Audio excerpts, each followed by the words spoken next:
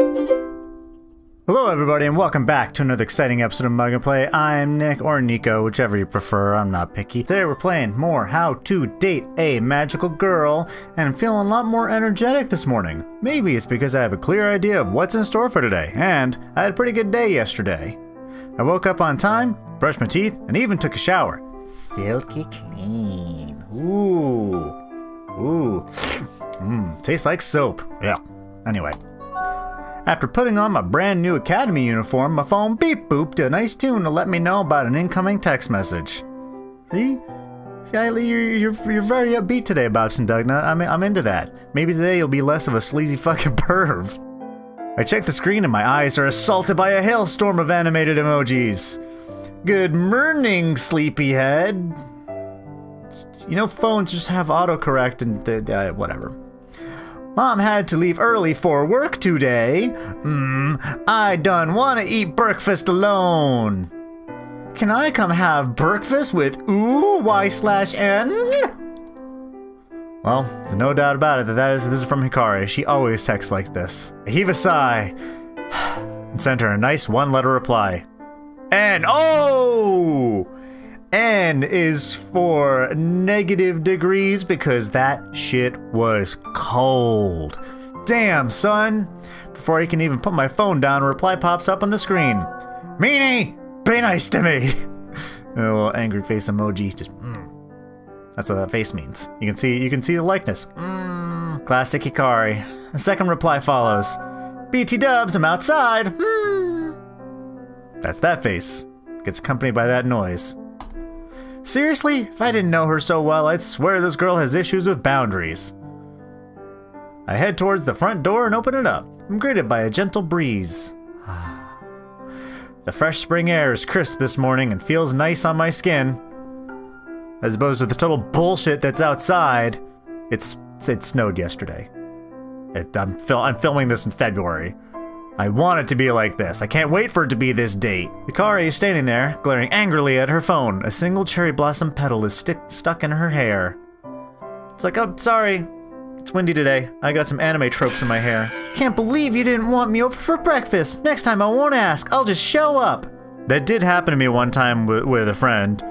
He was very nice. It was my buddy Matt. I woke up and he was just in my room. It was a rainy Sunday morning, and he brought me milk and, is it pound cake? I think it's pound cake. Either way, I was woken up with breakfast in bed by my buddy. That's pretty much the same as right now. Shh, I don't want to hear it. Now move out of the way. I'm making us pancakes. Well, can't complain about that. Hikari's pretty good at making pancakes, even if she just uses the pre-made mix from the store. Well, you know what, Bobson Dugnut? She uses a secret ingredient. You know what that ingredient is? Love! And extra butter. Basically the same thing. Hikari heads into the kitchen and starts humming as she prepares breakfast. I decide to sit down at the table and just wait here for Hikari to expend her energy. Doesn't take her too long to finish cooking. When she's done, she brings 2 plates of delicious smelling pancakes to the table. Ta-da! Pancakes a la Hikari, my family's secret recipe. You bought the pre-made mix from the store, didn't you? Ah, yes, but I added sugar. Sugar, it's a secret ingredient. Sorry, my money was on butter. So, whatever. I poke my tongue at her and dig in. Sure enough, the pancakes are good. Nice and fluffy. Somehow, all the instant food Hikari makes tastes way better than when I make it myself. Maybe she adds sugar to everything? Even instant noodles. Especially instant noodles. Hikari has a mouthful of food when she decides to tell me one of her trademark weird stories. I had a dream about you last night. We were together, walking through a dark and eerie forest. I was so scared, but you were brave. You told me that no one could hurt me as long as you were around.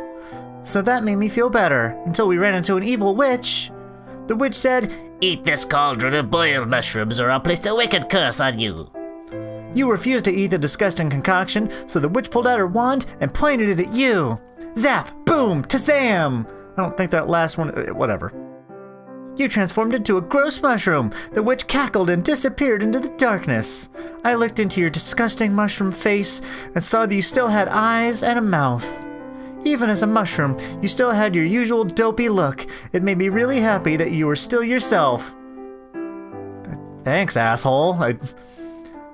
Weird dream, right? Yeah, that's interesting to say the least. But it got me thinking, if you turned into a talking mushroom, what would you do with yourself? I'd saute myself? I'd turn myself into a jalapeno popper? I don't know. A mushroom jalapeno popper? I have a choice. I waited until you ate me. Only a matter of time until you got hungry. Oh, that's interesting. I don't know. It was a stupid dream, and I'm not a mushroom, so it doesn't matter. That's just mean. I find a nice hot spring and have a soak until I became soup. You know what? I like that one. Oh, see? She liked that answer, too. That's just the kind of silly answer I was hoping for. Aw, look, we made our friend happy. You hear that, Bobs and Dugnut? We made our friend happy. You should be happy your friend's happy. Hikari's affection has increased by 1. Oh my. You always know how to answer my random questions. Thanks, Bobs and Dugnut. You're welcome. Hikari and I both finished eating. It was a good breakfast, that's for sure, though I can't help but feel a little sleepy after packing my face full of food. Oh boy, I don't want to know. Did she lace your food? She's like, you're gonna be my magical husband. Ooh, sorry, that got a little creepy for a second. Hikari must be feeling the same way because she begins to yawn. The little cherry blossom petal that was stuck in her hair flutters down and lands on her empty plate. Oh look, I'm so happy that the cherry blossoms are in season again. This is my favorite time of year. The trees look so pretty. Hikari's face turns red and she blushes. Oh. I'm glad we get to go to school together in the springtime. It's such a wonderful dream come true. I return Hikari's smile and have to admit I feel the same way she does. It really is a nice time of year and the perfect season for a new beginning. Oh snap! We have to get going or we'll be late! Oh snap, alright. She's like, aw shit bitch, we gotta go to school like now! Well, here we go again. The mad rush to get to school on time, even though I woke up early this morning. Hey, you know, Bob's and Dugnut, you got free breakfast made for you by your best friend, so you know what? Don't bitch. If we're late today, at least I can place the blame on Hikari's absurd mushroom dream story and the amazing breakfast, you ungrateful shit. We grab all our stuff and hastily make our way to the door. Standing next to the school gate is a familiar face from yesterday. Oh, good morning. I get the feeling she was waiting for us here, too nervous to venture into the school alone. Luckily, Hikari and I managed to get here just in time. Yui is holding a nicely decorated box in her hands. I assume it's a bento lunchbox. I made some sweets for us to share today. Would you be interested in meeting up for lunch? Hikari literally jumps with joy. Sweets? I love sweets! Let's have lunch together! I nod and smile. Thanks, Yui. That sounds like a good idea. Yui's face turns red and she shyly lowers her head. I'm glad. I look forward to it. But for now, we need to get to class. March! March! We make our way to the first class. Good morning, new students, and welcome to your first magical history class. My name is Iseline Arcane. I'll be your teacher for this class. It's my duty to ensure you pass your exams and move on to become second-year students. As I'm sure you all can tell from my accent, I'm not originally from Japan. No, I was born in Brazil, a country that many of you will know is famous for its culture of magic and wonder. And soccer, or football as they call it there. Indeed, many famous magical girls have emerged from Brazil over the years. It is safe to say that Brazil is second only to Japan in terms of amount of magical girls it produces. Magical girls, as I'm sure you know, have existed for centuries. I knew that. Totally knew that. Without them, the world would surely fall into disrepair. After all, it's a magical girl's duty to banish evil in all its forms. Alright, cool. That's good to know. However, I am not here to teach you about banishing evil. I'm here to teach you about the origins of magical girls. Now, before we study where we all came from, it might be a good idea to examine where we are now. In today's world, evil is a rare thing to come across. Because of that, the average magical girl spends the majority of her time contributing to society instead of engaging in combat. There are currently 3 jobs that are considered to be the most popular among magical girls. They are, in order of popularity, musical idol, doctor, and finally, teacher. You might be wondering why these 3 jobs are the most popular. Well, I think I can explain the reasons behind that. Because idols are super popular and you have access to fashion. So when you do your transformation, you have top of the line outfit And then doctors, because white mages. And then teachers, because this game. There you go. Figured it out. A+. Many magical girls pursue careers as musical idols. Sure, you're all familiar with some of the famous idols on the music charts at the moment. Yes. There's, Lil Skippy. Jeanette and the Dentists. And the Upside Down Frowns. That's 3 things I made up. Idol groups that I made up. Because of their abilities, magical girls are able to entertain like no other. Some idols use their power to put on a grandiose show with fireworks and lights, while others put their skills to use enhancing their singing voice or produce music without instruments. Magical girls with supportive or healing abilities tend to tackle careers as doctor. There, see, I called it. White mage. Their unique powers make patients feel better again in no time. This is a noble career choice and makes a positive impact on many people's lives. Lastly, becoming a teacher is a noble pursuit. Much like myself, we use our knowledge of the magical girl arts, I threw in an extra word there, to help mold the youth of the future. During your time here at the Academy, you'll likely ask yourself over and over again what you aim to do once you graduate.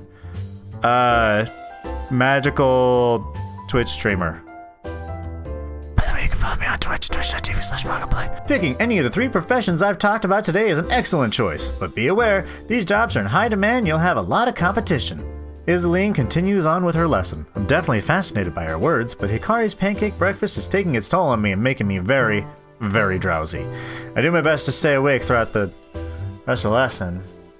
The bell rings for lunch. I'm up. I'm awake. Food time again. Hell yeah. When we exit the classroom and head to lunch, I feel a gentle tug at my shoulder. I turn to look and my eyes meet Yui's. Hi. Oh, hey, did you enjoy that class? Yes, it was very interesting. Must have written 20 pages of notes. I wrote fewer than that. But it was a positive number. 0 is a positive number, technically. It's not negative 0. 20 pages? How could you write so much in our first lesson? Alright, real big. Just all these letters are just 4 letters per page. I'm not sure. I think I just write quickly. How many pages did you write? 1? Maybe? 0. I think it's just 0. Just a minute 0. It's okay. Yui looks at me with disappointment. Well, if you need to look over my notes, you're more than welcome. Oh, look, I like to get she got the flowers in around her. I smile and nod. Hikari is the last person to shuffle out of the classroom. She's mumbling something about wanting to become a musical idol, not a doctor. Hey, Hikari, you okay? She looks taken aback. How dare you ask how I'm doing?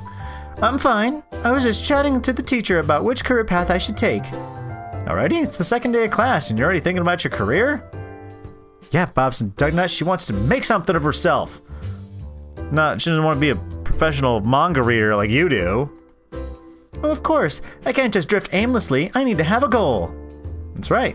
You should start thinking about your future too, Bobson Dugnut. Nah, I'm good. Are you, though? Yui giggles a little. Hikari looks flustered, but I can tell she doesn't want to get into a heated argument in front of Yui. Okay. Hikari changes her demeanor completely when she sees the box of sweets Yui showed off this morning. She sidles up to Yui, a devious expression crossing her face. Like so. You like sweet things, huh? Hey, Yui! Do you want to share some sweets with us? I roll my eyes at Hikari's predictable behavior. To say she has a sweet tooth is an understatement.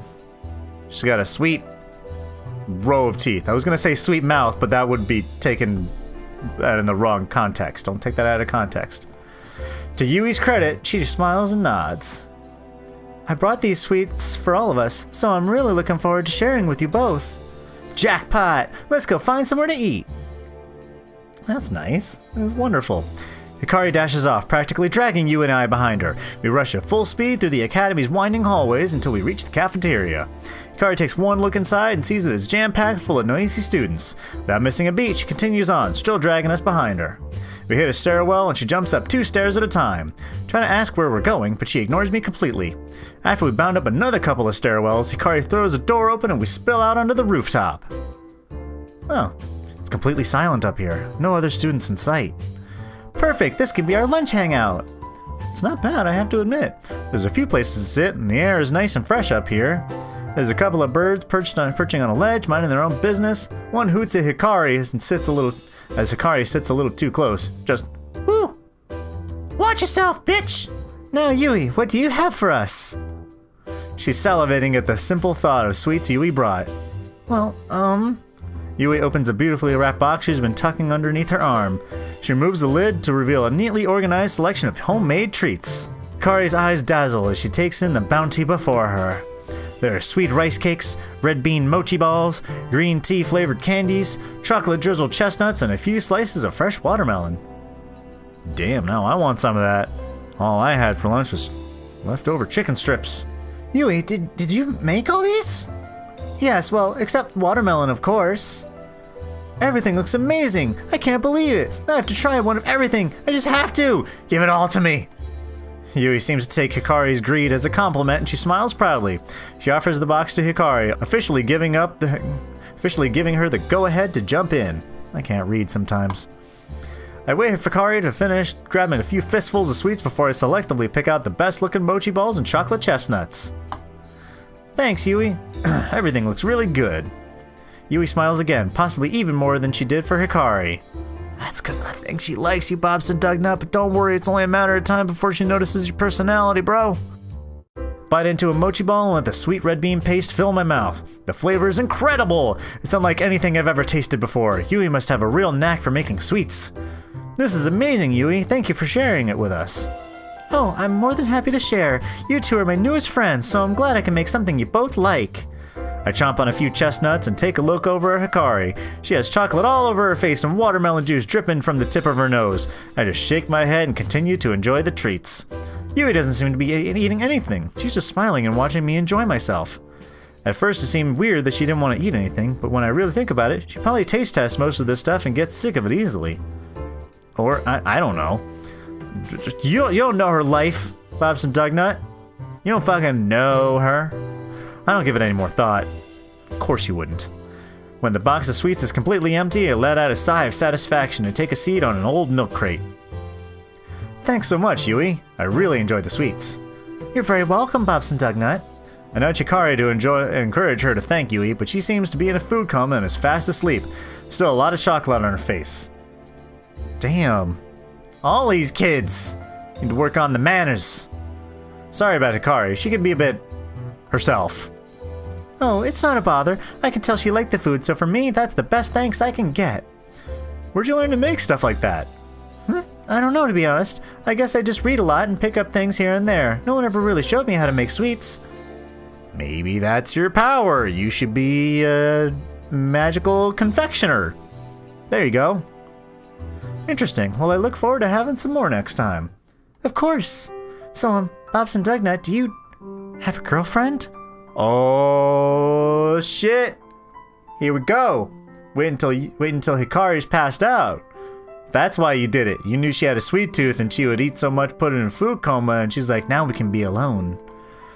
Or a boyfriend. I'm shocked by Yui's sudden forwardness. Can't believe this shy girl just straight up asked if I'm seeing anybody. Well, maybe, Bobson Dugnut, she wants to change that. Do you need something a little more subtle next time? Like a pie in the face? Jeez. Oh, I'm sorry. It's okay. You don't have to answer me. I was just trying to make conversation. No, it's okay. No need to be sorry. Truth is, I don't have either. I'm single right now. Oh, is that so? Then, what do you look for in a person? Oh. What do I look? I should answer truthfully. I like shy girls with glasses. There. That's the pie in the face kind of subtlety I'm talking about. I like girls that are comfortable being themselves, and I like tall, fit girls. Well, you know what? Out of all these, I'm gonna say my answer next time I mug and play. Now you have to come back. Thank you so much for joining me. If you like this video, you should poke that like button right in the eye. Leave a comment below telling me what you think. Let me leave a comment, below telling me what you would pick. And if you want to see more videos like this one, including how this playthrough turns out, then you should hit that subscribe button. It would mean a lot to me. And check me out on Twitch at twitch.tv/MugAndPlay, where I play video games live. And we have a good old time, chit chat. It's fun. and it's live. You can interact with me in real time. And it's wonderful. I have a great time. You'll have a great time. Everyone's going to have a great time. But thank you so much. I love you all. And I'll see you next time. Bye-bye, everybody.